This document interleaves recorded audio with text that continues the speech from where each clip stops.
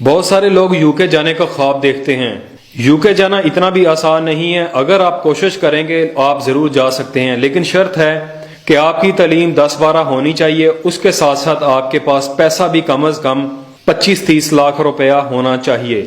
अगर आप वहां पर जाकर सेटल होना चाहते हैं तो उसके बहुत सारे तरीके हैं। पहला तरीका ये है कि आप विजिट वीजे पे चले जाएं, वहां पे जाकर शादी करें और सेट हो जाएं। दूसरे नंबर पर अगर आप जा सकते हैं तो आप स्टूडेंट वीजे पे चले जाएं, वहां पर जाके आप शादी करें और सेट हो जाएं। लेकिन पीआर लेते लेते तकरीबन 5 साल से ज्यादा का अरसा गुजर जाता है।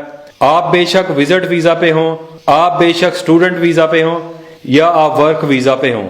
अगर आप विजिट वीजा या स्टूडेंट वीजा पर जा रहे हैं तो शादी के बगैर आपको वहां की पीआर नहीं मिल सकती। अगर आप वर्क वीजा पर जा सकते हैं, आप 5 साल काम करें, वहां का 5 साल का टैक्स दें 20%, तो यूके वाले आपको पीआर दे देंगे। लेकिन उसके लिए आपकी सैलरी मंथली 2500 पाउंड से ज्यादा होनी चाहिए, यानी 2500 पाउंड से ज्यादा आपकी सैलरी होनी चाहिए। वर्क वीजा हासिल करने के 2-3 तरीके होते हैं। या तो आपके पास बहुत ज्यादा एक्सपीरियंस हो, आप फ्लुएंट इंग्लिश बोलते हो, आपका किसी बाहर के कंट्री जैसे दुबई सऊदीया का एक्सपीरियंस हो, आपने किसी अच्छी कंपनी में काम किया हो, तो अगर जॉब कोई यूके में होगी तो आप ऑनलाइन अप्लाई कर सकते हैं, तो वो आपको जॉब ऑफर कर सकते हैं। दूसरा तरीका ये होता है कि अगर आपका कोई जानने वाला है और वहां पर उसका बिजनेस है, अच्छा खासा बिजनेस है, तो वो आपको लेकर जा सकते हैं। लेकिन उसका तरीकाकार ये होता है, वहां की गवर्नमेंट कहती है कि पहले आप जितनी भी लेबर है वहां से हायर करें। अगर आपको 20 लोग चाहिए तो आप 16 बंदे यूके से लेंगे और 4 बंदे आप बाहर से ले सकते हैं। उसके लिए आपको स्पॉन्सर के लिए अप्लाई करना पड़ेगा और वहां की गवर्नमेंट आपको इजाजत देगी, आपके पास स्पॉन्सर लेटर आएगा, तो फिर आप दूसरे कंट्री से बंदे लेकर जा सकते हैं। इसमें सिर्फ स्किल्ड वर्कर आते हैं, जैसे शेफ वगैरह या कोई भी स्किल्ड वर्कर। यूके हर पोजीशन को अलाउ नहीं करता कि हर बंदा वहां पर नहीं जा सकता। 5 साल काम करने के बाद, 5 साल का टैक्स देने के बाद यूके आपको पीआर देता है, फिर 2 साल के बाद आपको पासपोर्ट मिलता है। ये टोटल 7 साल का प्रोसीजर है। अगर आप शादी करते हैं तब भी 5 से 7 साल लग जाते हैं। लेकिन वर्क वीजे का ये फायदा होता है, आप शादी कर लें, वहां पे जाके अपने वीजे का स्टेटस चेंज ना करें। तो अगर आपकी शादी में कोई प्रॉब्लम होती है तो आपको वहां की गवर्नमेंट नहीं निकाल सकती, क्योंकि आपके पास वर्क वीजा होगा।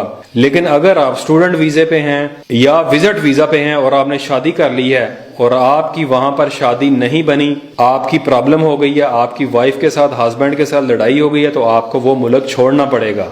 अब बात करते हैं कि मंथली आपका कितना खर्चा होगा। अगर आप वीआईपी तरीके से रहेंगे लंदन में, तो कमरे का जो रेंट है वो तकरीबन 500-600 पाउंड होता है सिंगल रूम का, सिंगल बेडरूम का। 300-400 रुपया आपका खाने का और ट्रेवल का आ जाएगा। ज्यादा से ज्यादा 1000 आपका स्पेंड होगा मंथली।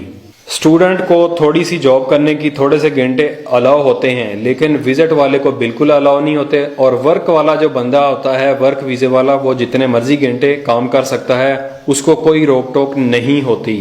और एक बात मैं फिर कह दूं कि मैं कोई एजेंट नहीं हूं। अगर आपने यूके जाना है तो आप किसी अच्छे से एजेंट के साथ राब्ता कर सकते हैं और आप वहां जा सकते हैं। लेकिन ज्यादातर जो एजेंट होते हैं वो आपको विजिट वीजा और स्टूडेंट वीजा प्रोवाइड करेंगे, लेकिन वर्क वीजा हजारों लाखों में से एक आधा एजेंट आपको वर्क वीजा प्रोवाइड करेगा।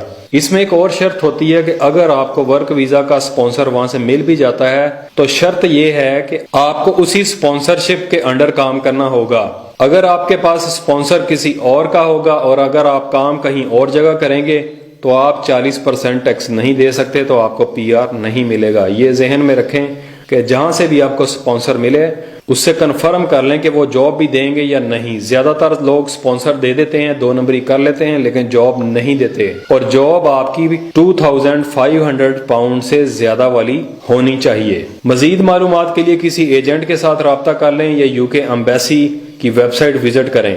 अगर ये वीडियो अच्छी लगी है तो इस वीडियो को लाइक और शेयर जरूर कीजिए।